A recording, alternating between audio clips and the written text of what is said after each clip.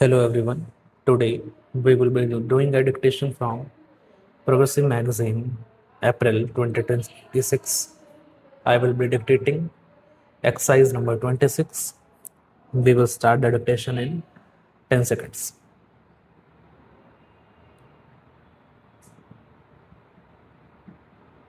Five seconds to go.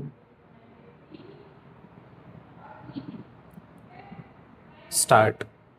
In light of the 46th Amendment to the Constitution, several state governments amended their sales tax laws and made provisions for the imposition of sales tax in relation to works contracts. Each state adopted its own methods of determining taxable turnover, either by framing rules under its sales tax law or by issuing administrative directions.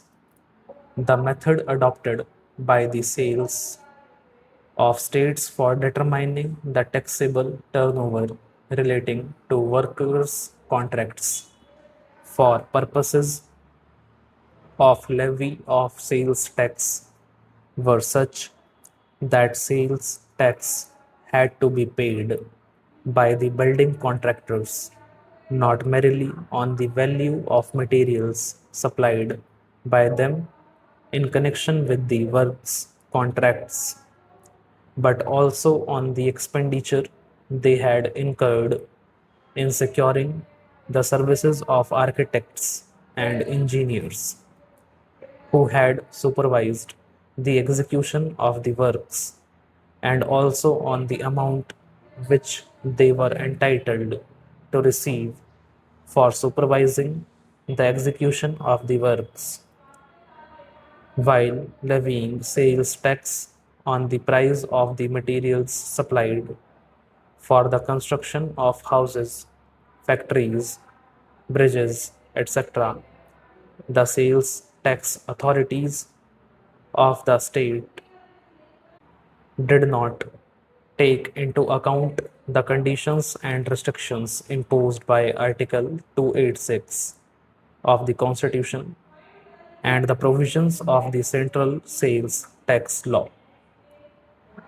The validity of such state legislations, as well as the constitutional validity of the 46th Amendment, was considered by this court in Builders Association of India versus Union of India and others.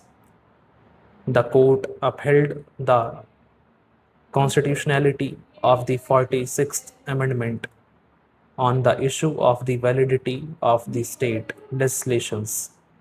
It was contended by the states that a. When a works contract is executed, what is handed over is a conglomerate of all the goods used, and all the goods pass in an indivisible manner. In such cases, it was not possible to disintegrate the contract into a contract for sale and a contract for work.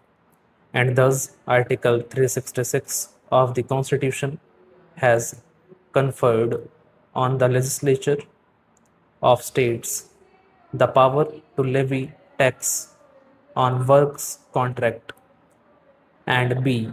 the power to levy tax provided under Article 366 was independent of the power conferred to the legislatures of states under the entry 54, and the same was not bound by restrictions imposed under Article 286 and the Act 1956 rejecting the aforesaid contentions.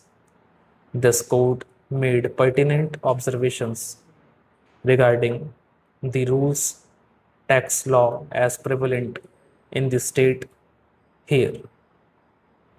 Subclause B of clause states that tax on the sale or purchase of goods includes, among other things, a tax on the transfer of property in the goods involved in the execution of a works contract.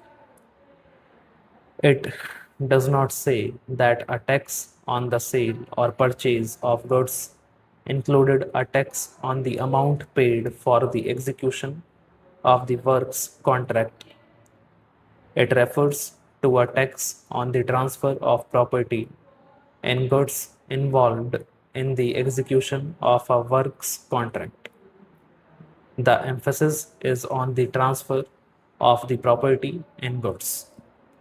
The latter part of clause of Article 366 of the Constitution makes the position very clear.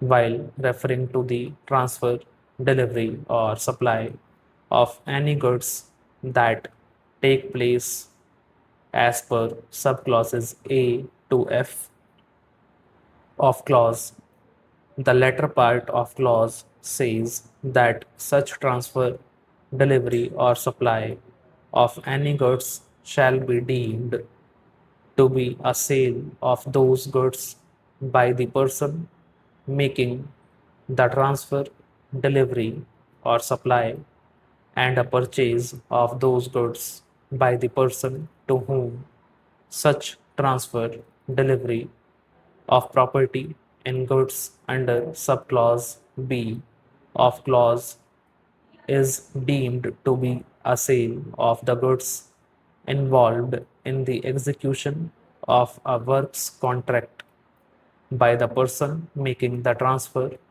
and a purchase of those goods by the person to whom such transfer is made. The object of the new definition introduced in clause of Article 366 of the Constitution is therefore to enlarge the scope of tax on sale or purchase of goods wherever it occur in the Constitution so that it may include within its scope the transfer, delivery, or supply of goods that may take place under any of the transactions referred to in the subclauses A to F. Thereof, wherever such transfer, delivery, or supply becomes subject to levy of sales tax. So construed, the expression tax on the sale or purchase of goods in entry 54 of the state list therefore includes a tax on the transfer of property and goods involved in the execution of a works contract also. The tax leviable by virtue of subclause B of clause of Article 366 of the Constitution thus becomes subject to the same discipline to which any levy under Article 54 of the state list is made subject to under the Constitution.